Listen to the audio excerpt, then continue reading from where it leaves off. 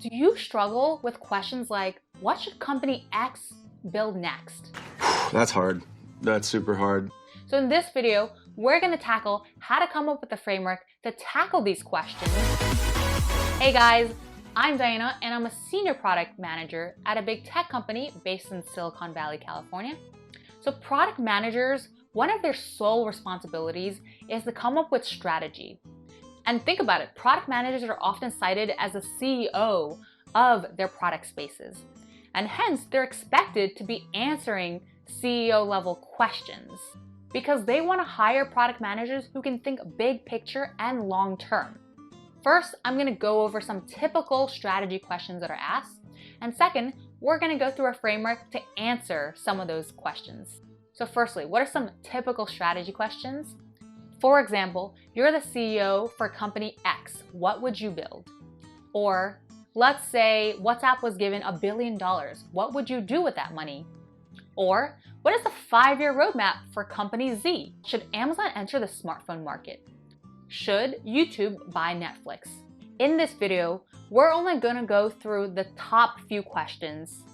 And those questions tend to be more broad and ambiguous. They're looking for the next big idea, like the event of mobile and smartphones in the early 2000s, or concepts like the metaverse, or trends like cloud computing, AI, AR, VR. Those are the things that CEOs are tasked with.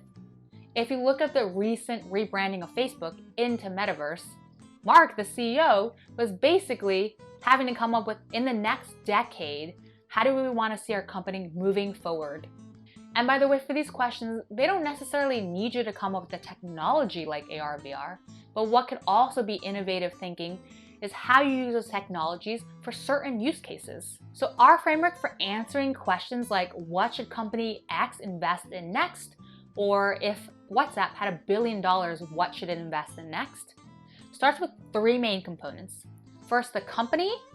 Second, the ecosystem and opportunities. And thirdly, execution. So why we start off with the company is first, if we want to figure out what to build in the next 5 years, we need help understanding what does the company care about? And hence the first subsection under company is what is the mission of the company? So if we look at companies like Google, their mission is to take the world's information, organize it, and make it accessible and useful for everyone. If we look at Facebook's mission, it's to give people the power to build community and bring the world closer together. So those help you understand what the companies care about. The second section is investments. What is the company currently investing in terms of spaces that help them fulfill their mission? So if we look at Google, some of the things that they've invested in are an operating system like Android. And from that, they've invested in devices like the Pixel phone. And from devices, they've expanded to other hardware devices like Wi-Fi routers and the Google Home. Beyond that, their key focus, of course, has been the search engine, and that's where the biggest strength is. And from the search engine, they built a really strong ads monetization platform. And I can go on and on because Google has so many products, because that gives you an idea of what are the spaces that they occupy already and could be interested in building more deeply into. The third part under company is understanding the company's strengths. So some of the most successful companies have continued to succeed because it builds off its strengths. It combines its strengths with new spaces in order to make them even stronger. So if we think about Google's case, their strength was the search engine. And it's been multiple decades and they're still the market leader, and hence they leverage that strength and build on it. So for example, YouTube probably leverages really strong search engine algorithms to help you, when you search, find videos that are the most relevant to you so that you keep watching videos on YouTube. So here, what are the 3 to 5 strengths from this company that you'll be able to leverage to figure out what the company should be building for the next 5 years? And the fourth part under company is what is the goal this company is trying to optimize for? And here, based on what you select, your answer is going to vary pretty differently. So a couple options, the company might be optimizing for growing to new users, or engaging existing users, or monetizing existing users, or cutting costs, or plainly innovating without a concrete step to monetize it. For example, if the company is trying to monetize more, it might not try to go for new users that have lower lifetime value. Hence, selecting 1 to 2 goals max in terms of what the company wants to focus on can help you focus your answer. By the way, if you want to see a framework to answer the latter set of questions, like should YouTube buy Netflix, we're going to come up with a separate video to answer that. So if you don't want to miss the video, make sure to subscribe to the channel and turn on those notification bell. So the second section of this framework is ecosystem and opportunities. Here, we want to understand what's going on in the market that could be large opportunities. So this makes sure that we go beyond just the limitations of what the company is currently investing in and what the company's strengths are, but what is happening in the market that's a huge need or that's a big problem. So the first thing we start with to ground us in what thing we should invest in is who are the users we're tackling. And this can be dependent on what we're optimizing for as the goal that we talked about in this last step. For example, if you're going for new users, then the users you want to figure out are who are the users that are currently not using our products.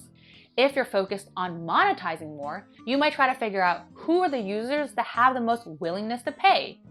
If you want to figure out how to engage existing users, you need to understand who are the existing users for this company's products. If your goal is to innovate, you want to think what are gigantic problems that this company might care about. And lastly, if you're trying to cut costs, well, which part of the company and the people in that organization are contributing the highest costs? So that's how you can help narrow down which users you might focus on to build something for the next 5 years. And here, you'll usually want to choose users that comprise of a large group. Again, this question is to test how you can think ambitiously and long-term. So beyond just defining the users that you might want to focus on, that's going to help you think what are the big gaps that these users are experiencing that we could be solving for. You want to think what are the largest gaps versus just what are general gaps. The second section under ecosystem and opportunities is to come up with trends. So now that we have an idea of the users and what are their big gaps, what are trends we're seeing in the ecosystem related to some of these spaces? Because that can give you some inspiration on what are growing trends happening and burgeoning, and then you might want to mix a couple of the trends to come up with something that's really innovative.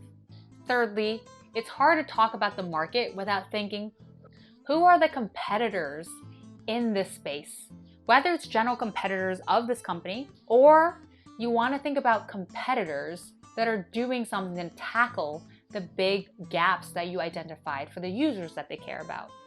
And here, beyond just identifying them, you want to talk about what are the successful strategies that these companies took in order to grow, succeed, monetize. Because this can also serve as inspiration for your own strategy in terms of either something that you want to copy or something that you might want to do even better. And step number 4 in this section is to come up with 3 to 5 opportunity areas and then prioritizing one based on a criteria. And here's the heart of the answer. Basically, you coming up with something that is a big need for the users that you care about, that encompasses and solves for the goal, is leveraging the strengths of the company. And you'll want to use all of the assessment that happened before this part to get you towards a solid answer for the 3 to 5 opportunity areas. And the work here is really brainstorming, and you'll want to take a couple minutes to think silently. The third section is execution. Basically, now that you know the space that you might want to invest in the next 5 years, how do you make it happen? Because they want to hire someone who can take that idea and get buy-in, get support from consumers, and then make it happen in getting more adoption. So the first part under execution is what is the strategic narrative that you're going to be telling your leadership team, your team, your consumers, the company, in order to help them understand who you're tackling for, what big gaps you're tackling for, how this is aligned to the company's mission, and what strengths you're leveraging. And so this almost resembles an investor pitch. The second step is then what is the roadmap for the next 2 to 5 years? Break it down by every 6 months or every year, what milestones you want to hit and what you want to accomplish or what you want to do for the next 5 years to make the end goal happen. So that's reflecting the long-term thinking and the process of how to make something happen. And the third step is, how do you get started today? So within the next 6 months, what are you going to do? And here you want to list out some steps that you immediately want to start doing to make progress in this space. And the fourth part of the execution section is, what risks do we imagine will come up? And this is really important because they want to hire product managers who can think ahead of time what risks can come up and come up with a plan to make sure they don't fail. And if you're wondering what other type of questions that you might be asked in the product interview, well, you're probably going to be asked an execution questions. So take a look at this video here, sharing what are best tips to help you answer the product sense question and the product execution question. And these questions tend to be a bit more narrowed because they give you something like, what product would you build in X space?